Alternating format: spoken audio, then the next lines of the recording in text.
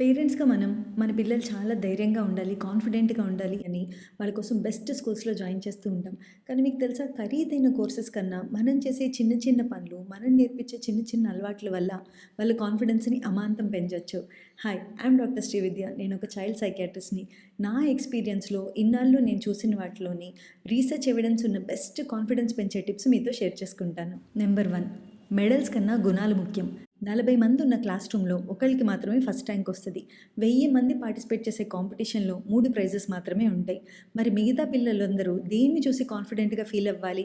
వాళ్ళ గుణాలను చూసి. వాళ్ళకి ఎవ్రీ డే మీరు ఇంటి పనులు అప్పచెప్పండి, బాధ్యతలు అప్పచెప్పండి. అవి చేసినప్పుడు మెచ్చుకోండి. దీని ద్వారా ఏమవుతుందంటే గనక వాళ్ళు ఎవ్రీడే వాళ్ళ పనులు ఆళ్ళు చేసుకున్నప్పుడు నువ్వు చాలా ఇండిపెండెంట్‌గా ఉన్నావు.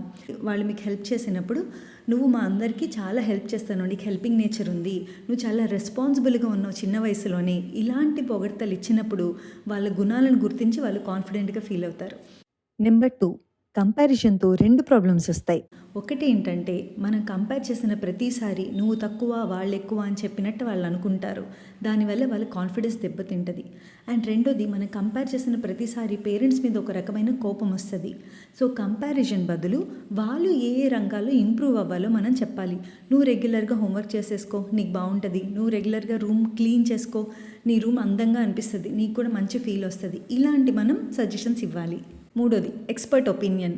మీ ఇంటికి సంబంధించిన చిన్న చిన్న విషయాల్లో కానీ మీ పర్సనల్‌గా డెసిషన్ తీసుకునేటప్పుడు ఎప్పుడన్నా మీ పిల్లల హెల్ప్ అడగండి. వాళ్ళు మీకు హెల్ప్ చేసినప్పుడు వాళ్ళ కాన్ఫిడెన్స్ పెరగడమే కాకుండా వాళ్ళు చాలాసార్లు మంచి ఇన్నోవేటివ్ ఐడియాస్ తోటి వస్తారు. మనకన్నా టెక్నాలజీలో వాళ్ళకి చాలా బాగా తెలుస్తది కాబట్టి. Positive self image. Positive self image build చేయాలంటే గనక వాళ్ళకి ఎప్పుడు పాజిటివ్ కమెంట్స్ మాత్రమే ఇవ్వాలి. ఉదాహరణకి నా దగ్గర వచ్చిన ఒక అబ్బాయిని నీ గురించి ఏమన్నా చెప్పు అంటే నాకు బద్ధకం ఎక్కువ, నేను హోంవర్క్ ఎప్పుడూ చేయను, నేను చాలా మొండోడిని అని చెప్పాడు. ఇవన్నీ ఎందుకు చెప్తున్నావు అంటే మా అమ్మ అస్తమానం ఇవే చెప్తుంది నా గురించి అని. మనం పిల్లల ముందు ఎప్పుడూ నెగిటివ్ కమెంట్స్ ఇస్తూ ఉంటే గనక వాళ్ళకి బ్యాడ్ సెల్ఫ్ ఇమేజ్ రావడానికి అవకాశం ఉంటుంది. సో వాళ్ళ ముందు ఎప్పుడూ నెగిటివ్స్ ఇవ్వద్దు. వాళ్ళు లేనప్పుడు కావాలంటే మీకు ఎప్పుడైనా ఇబ్బందులు ఉంటే అవి షేర్ చేసుకోవచ్చు. 5, be a role model. Parents ఎప్పుడు కూడాను వాళ్ళ అచీవ్మెంట్సే షేర్ చేసుకుంటూ ఉంటారు. బట్ మీ మిస్టేక్స్ కూడా షేర్ చేసుకోండి.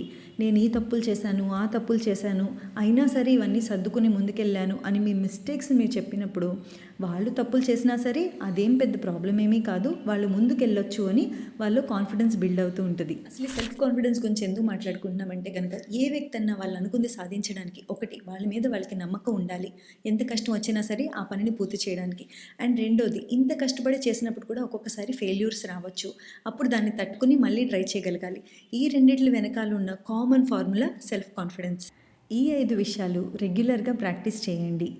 మీరు ఫాలో అవ్వడానికి ఈజీగా ఉండడానికి నేను ఇవన్నీ కూడా ఫొటోస్ పెడుతున్నాను. వాటిని స్క్రీన్ షాట్ తీసుకోండి.